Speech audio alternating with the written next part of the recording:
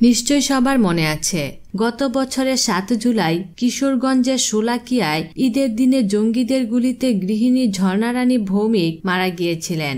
এ সময় তিনি নিজ বাসায় ছেলেদের জন্য রান্না করছিলেন। তার 2 ছেলে বাসুদেব ভৌমিক ও শুভদেব ভৌমিক। ছোট ছেলে ক্লাস 6-এ পড়াশোনা করলেও বড় ছেলে হিসাব বিজ্ঞানে মাস্টার্স শেষ করে MBA-তে অধ্যয়নরত ছিলেন। পারিবারিক অবস্থা সচ্ছল না, তাদের বাবাও ছিলেন বেকার। চরশোলাকিয়া এলাকায় 1% জমিতে ছোট্ট একটি ছাপড়া ঘর তুলে তারা বসবাস করতেন। মাতৃহীন পরিবারটির অসহায়ত্ব এবং দুরবস্থার কথা বর্ণনা করে নিহত ঝর্ণা রানীর স্বামী গৌরঙ্গ ভৌমিক মাননীয় প্রধানমন্ত্রী শেখ হাসিনার কাছে পরিবারটির জন্য সহায়তা ও বড় ছেলের চাকরির জন্য একটি আবেদন করেন। যথাযথ নিয়মে চিঠিটি প্রধানমন্ত্রীর কাছে উপস্থাপন করা হয়।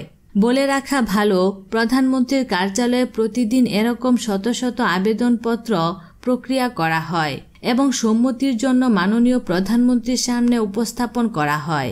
উপস্থাপনের আগে আবেদনগুলো মূল্যায়ন করে কাকে কি সহায়তা দেওয়া যায় সেই পরিমাণটি আবেদনপত্রের উপরে উল্লেখ করে দেওয়া হয়।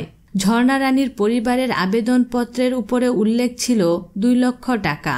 মাননীয় প্রধানমন্ত্রী শেখ হাসিনার চূড়ান্ত সম্মতির পর আবেদনপত্রগুলো কার্যালয়ের অ্যাসাইনমেন্ট অফিসারের কাছে ফেরত আসে। এর মধ্যে একটি আবেদনপত্রের মধ্যে মাননীয় প্রধানমন্ত্রীর নিজ লেখা 2 লক্ষ টাকা মাত্র মানে একটি চাকরি দেওয়া নয়, এবং 20 লাইনের আবেদনপত্রটির 18 নম্বর লাইনটি কালো কালির কলম দিয়ে প্রধানমন্ত্রীর নিজ হাতে আন্ডারলাইন করা, যেখানে চাকরি চাওয়ার কথাটি উল্লেখ আছে। অর্থাৎ বঙ্গবন্ধুর কন্যা আবেদনপত্রটির প্রতিটি শব্দ পড়েছেন, যে কাজটি তিনি সব ক্ষেত্রেই করে থাকেন। মনোযোগ দিয়ে প্রতিটি শব্দ দেখেন এবং পড়েন। গত 30 জুলাই সকালে এর বাস্তবায়ন ঘটেছে।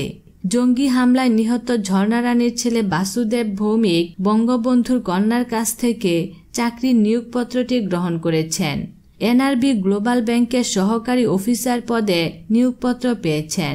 এই সময় হাস্যোজ্জ্বল বাবা গৌরঙ্গ ভৌমিক এবং ছোট ভাই শুভদেব ভৌমিক তার সঙ্গে ছিলেন।